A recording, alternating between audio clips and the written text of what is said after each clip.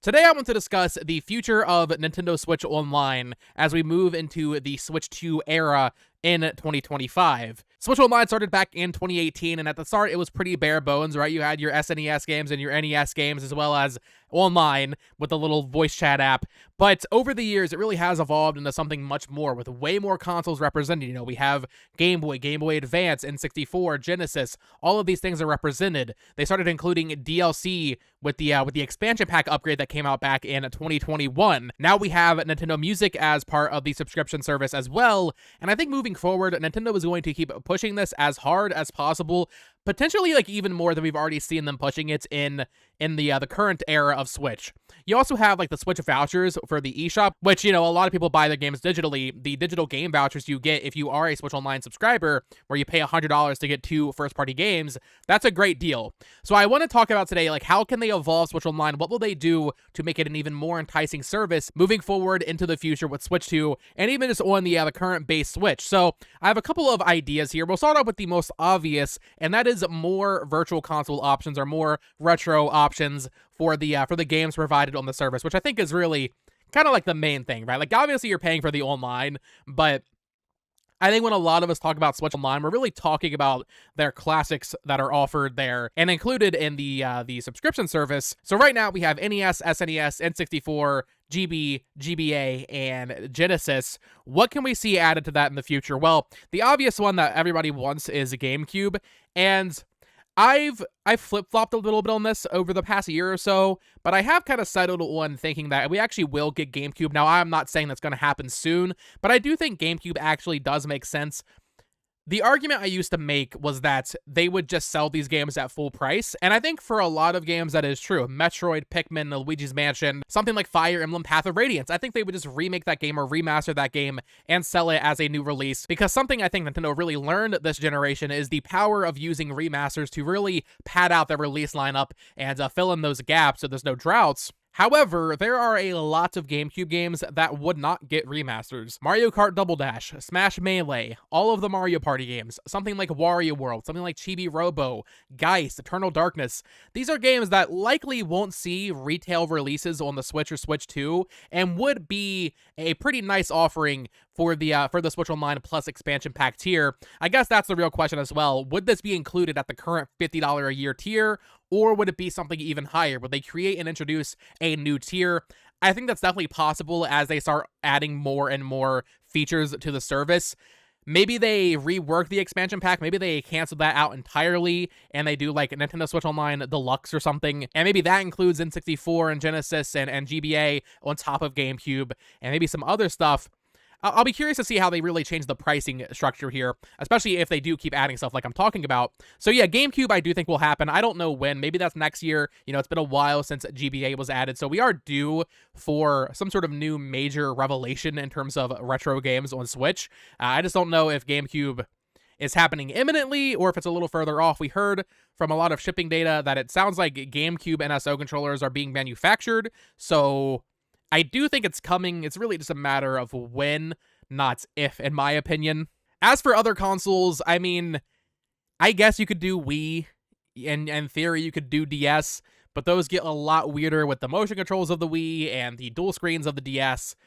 I would love if there was some way for the Switch 2 that maybe we don't know about this feature yet, but like if there is some way to have dual screen gaming on the Switch 2, I would love for that to be true, because so many DS games aren't going to get remakes. We're not going to get a Yoshi's Topsy Turvy remake. That doesn't make any sense. WarioWare DIY will never get that game again unless they have a device that can do a two-screen experience. Honestly, DS is more interesting to me than GameCube. GameCube games are great, but so are DS games, and I would really, really love to see DS NSO in the future. I just don't know if there's really a path forward without a proper dual-screen kind of clamshell design, really. So we'll have to wait and see on that. And then Wii, yeah, I mean, motion controls, I guess they can work around it for some games, but also, even more so than GameCube, I feel like Wii games are really getting remasters. I would have to count, but I feel like we've gotten more Wii games than GameCube games on the Switch. Maybe not just counting first party, but when you take like all publishers into account, I feel like we've gotten so much Wii on the Switch. We've got a lot of GameCube as well, don't get me wrong, but Wii is a little bit more modern. It's a little bit easier to remaster that and sell it again.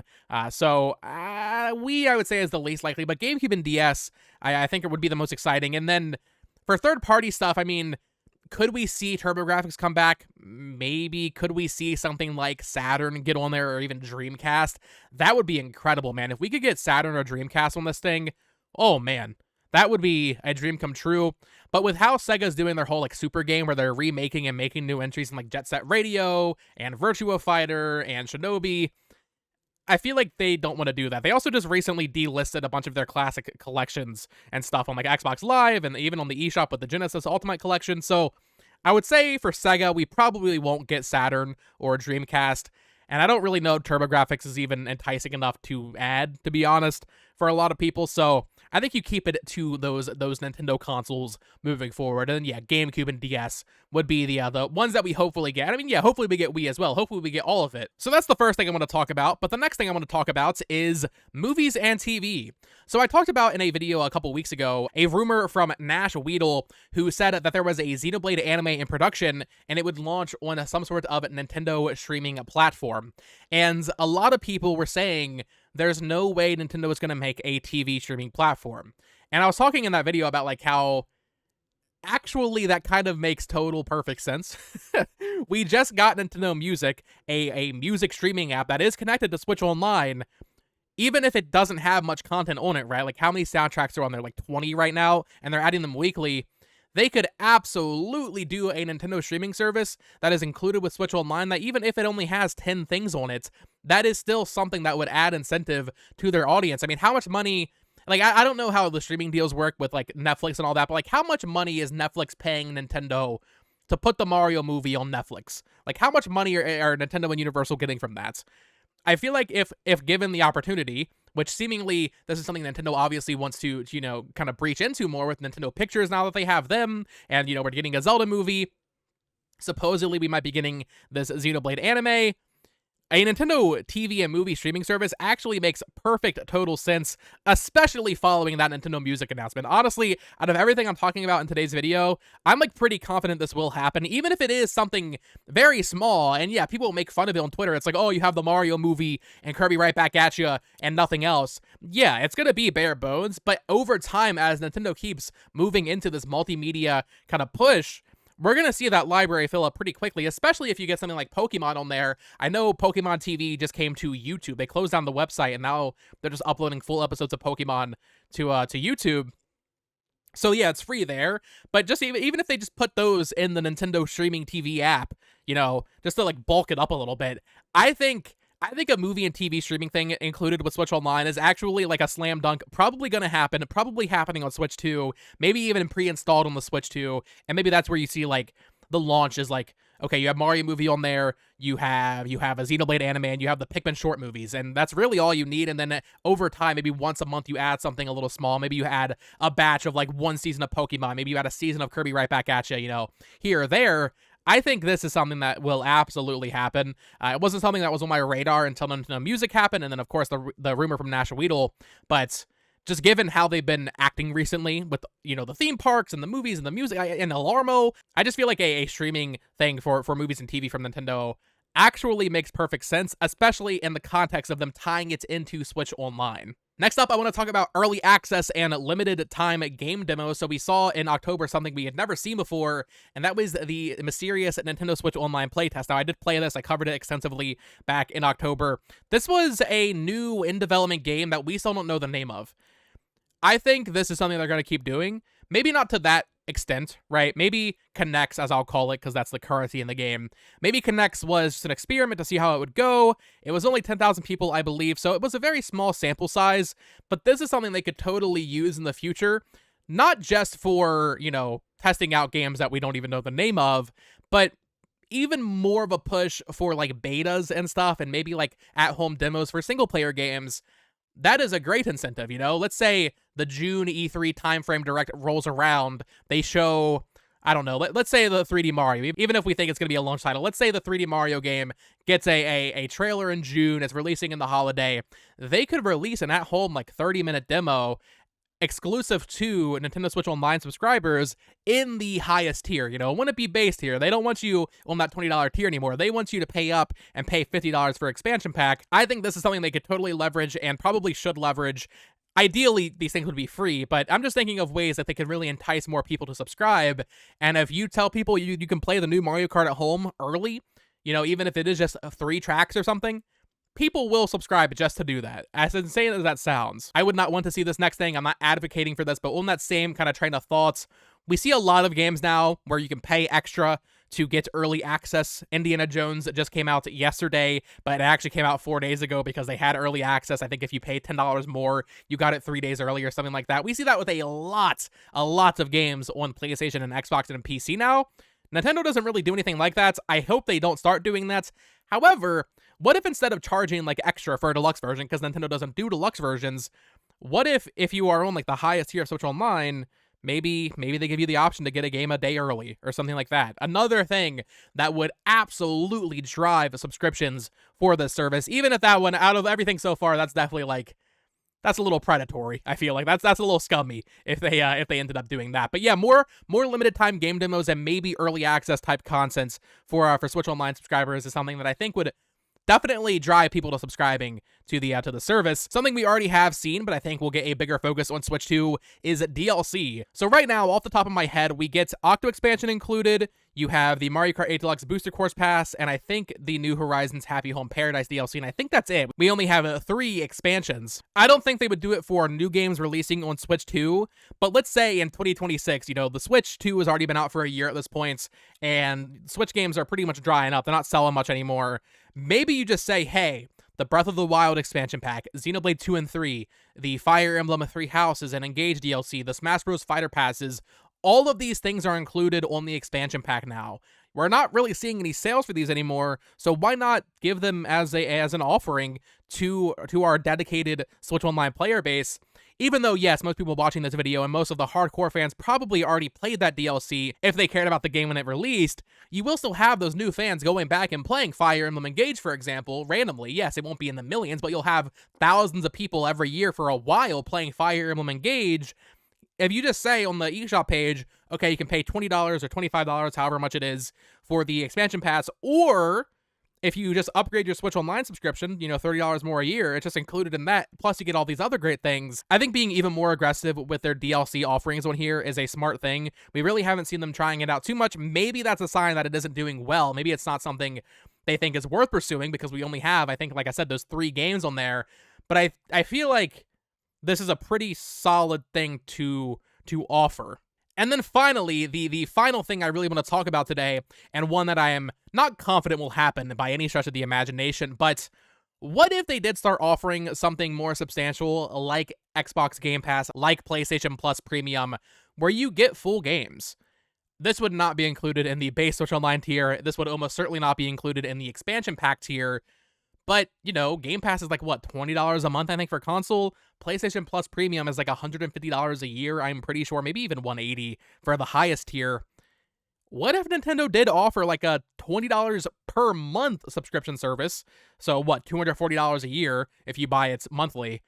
What if they started doing that and said, hey, maybe you're not getting Switch 2 games in this, you're not getting day-and-date games like Xbox does with Game Pass, but you're getting our back catalog of Switch games.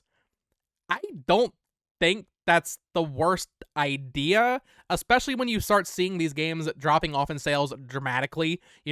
Like how many copies of Another Code is going to sell in 2028? Probably not many, but when you offer a first-party Nintendo game as part of a subscription service, it inherently gets a lot more eyes on it. Maybe you don't do the heavy hitters. Maybe you never include your multiplayer games like Mario Kart and Splatoon because you want people to buy those newest, latest entries. So maybe you want to include 8 Deluxe and Splatoon 2 and 3 when Splatoon 4 and Mario Kart 10 are out. But you could probably get away with doing like Mario Wonder on that. And yeah, it's just $20 a month. It's a subscription thing. If you stop paying for it, you don't get to have it anymore. So you would still have people going back and buying the game outright, the people that don't like their subscription services. But then you do have those more casual consumers, maybe families or something, that want to experience a lot of these games but don't have the income to do it. I think doing this for their very old titles is actually a pretty good idea. The pricing structure would really have to depend. Maybe $20 is too much, maybe it's too low. That's up for them to figure out. And this would be a very, very forward-thinking thing for Nintendo to do. We saw Xbox do it back in like 2017, 2018. That's when they started it. And then, you had PlayStation follow suit, I think in 2021. Took them a couple years to catch up. Nintendo kind of already offers games, right? Like they were pretty early on that as well with NSO for the classic consoles, but we haven't really seen it for new games. We do get the time trials that are like a weekend long event where you get to play like Vampire Survivors or like FIFA 25, but we don't really see anything to that scale for their first party software. I'm not saying Switch 2 games would be day and date on the subscription. However, when you look at like, okay, like how many copies is Xenoblade 2 gonna sell in 2029, right? The Switch has such an amazing, amazing catalog of games on it. A lot of these games are going to get forgotten as new entries keep coming out and people keep buying the new entries. Maybe you start offering them as part of a subscription. I know a lot of people want Nintendo Selects to come back. I don't think that's going to happen. I think, at the very least, assuming there is no like full games on Switch Online like I'm talking about here, at the very least, I think the Switch game vouchers have basically eradicated that. I know those are $100, so you're still paying $50 per game, but also, what, Nintendo Selects were 20 on Wii and 3DS, and I want to say like 30 depending on the game for Wii U. Most of them were 20, but I think people have this romanticized vision of Nintendo Selects for Switch games where it's like, oh, you can get Pokemon Scarlet and Violet and Mario Wonder and Kirby and the Forgotten Land for $20. There's really no reality where that ever happens. In fact, I think I might do a dedicated video talking about why Nintendo Selects don't make sense. And I guess some of those things might apply to this. I just don't know if you sell Kirby and the Forgotten Land for 20, how are you going to convince the average consumer to buy the new one? You know, Nintendo is entering a unique situation here where they've never had a storefront carry over to the next console, not properly anyway. You know, we had the Wii shop on Wii U for like 2 years, and the DSiWare games were on the 3DS eShop, but this time you will be able to go into your Switch 2 and buy Pikmin 4 and all these games for full price. If they drop them down to 20, you're going to get a lot of people just buying those older games instead of the new thing. So, I don't know. I just feel like Nintendo Select's maybe not the best idea, but maybe I'll talk more about that in depth in its own dedicated video. But yes, I do think adding some of their older Switch titles from like 2017, 2018, 2019, maybe as, you know, time goes on, you get a little bit closer to like now, like 2023, 2024 with like another Code or Endless Ocean or something. These games that aren't selling that well, Emio the Smiling Man would be another one. I think there would be a lot of value in adding those to a probably pretty expensive expansion kind of pack service for Switch Online. But I would love to hear your thoughts in the comments down below. What do you think of my ideas for the future of Switch Online? And what ideas do you think they should implement to entice more people to subscribe to the service? I'm not saying all of these are like the most consumer-friendly idea. I'm more thinking of it from the business perspective, like, okay, what would get people to subscribe? And I think all of the things we discussed today would actually be pretty aggressive in getting more people to subscribe to the service. So I would love to hear your thoughts in the comments down below. Of course, subscribe here for more Nintendo content coverage, discussion, theory, speculation, all that fun stuff. Follow me on Twitter at BotoxGames and check out my other channel at It's Amiibo. That'll be a link down below. Until next time, folks, peace.